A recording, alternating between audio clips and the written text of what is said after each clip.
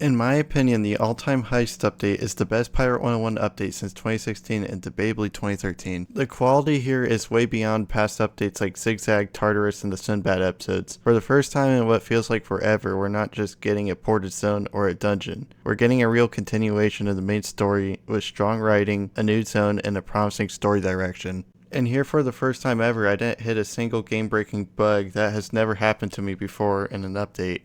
This update picks up with something we haven't felt in years, momentum. The plot starts with the crew worrying about Oksana, so we decide to meet a new character, the Mayor of Flotsam, a mysterious figure we never heard of before, but we learn she has eyes and ears all over the spiral, so we try to get her help. And to do so, we run a favor, and then she tells us to wait a few weeks, but Bonnie Ann steps up and tells us a plan to steal Kane's map pieces. From there, we return to Valencia and sneak into Trianon Palace, not by Stormgate, but smuggled in. Then when we sneak in the palace, Queen finally returns for the first time since Valencia 2. She traps us in the palace and tells us we have to survive her game to get the map pieces. We end up fighting multiple versions of Queen, and she dresses up as Rook, Bishop, and Deacon. Then after fighting them, Fuel crashes the party, throws off her plan, and we actually end up with 3 of Kane's map pieces, not 2. Then we go back to Flotsam to see the mayor, and she tells us the spies got killed, and then she told us to come back later with no hint where we're going next. It ends with a feeling of wanting more. People have mixed feelings about the faster pacing, but personally I think it's clear we're entering the final arc, and I doubt they'll ever get enough resources to keep it dragged out to make full worlds, especially after waiting so many years already. We're building up to saving our parents' spirit, and then finally the last piece of map. The only thing I didn't like was the egg-shin mistake, but that'll likely be fixed in the next storyline update. Kane held 2 pieces of Marco Polo's map to El Dorado. He took one from Egg-shin in Mushu, and stole the other from Marco Polo's own tomb. It's fun actually receiving XP again. It feels like the game has continued on from Valencia 2, and it really feels like it should have been in the update from years ago. And I like that we have to worry about both antagonists now, with the feeling of mystery of both of them is intriguing, and I'm excited for the next update if they continue. I also think it's interesting we get to learn the background of One-Eyed Jack and an all-powerful squid that runs the town that we never knew about before. The pacing change may be for the better. I always thought the stretch after Monquista to Santo Polo was well paced and entertaining until we go to Big Sky, where the pacing immediately falls off and the story gets dragged out. So basically I believe the 3 pieces we got in this update has potential to be something great with the pacing change. Also, we got a new companion, Ardito, which has many variants depending on your class. He's supposed to be a fanboy that emulates your pirate, but what makes him great is he isn't an annoying fanboy. He's there and talks when he's needed. He's not annoying like Sinbad, who is probably my least favorite storyline character in the game. Then for returning characters, the legendary pirate himself, Catbeard, returns and gets his spotlight, which he really hasn't had as a companion. And it's nice he's back, and it's important. If you didn't already know, Catbeard is my favorite character in the game, never mind storyline companion.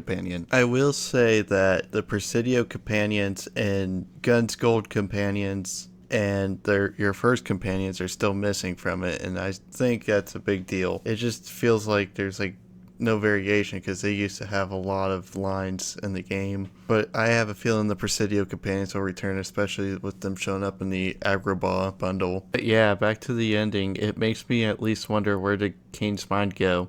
It's implied Queen thinks we have it, or she's diverting her attention away from it. Did Oksana take it, or did nobody take it, and did it magically teleport away? Then I wonder, what is Oksana doing? What is the magical thing in El Dorado calling her? I believe next update will involve Oksana and what she's doing and trying to accomplish.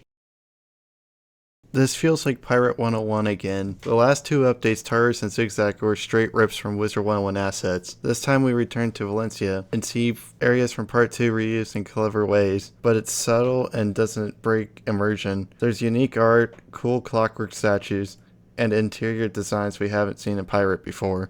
And I like how it matches the story of feeling like we're sneaking around with all the walls and guards.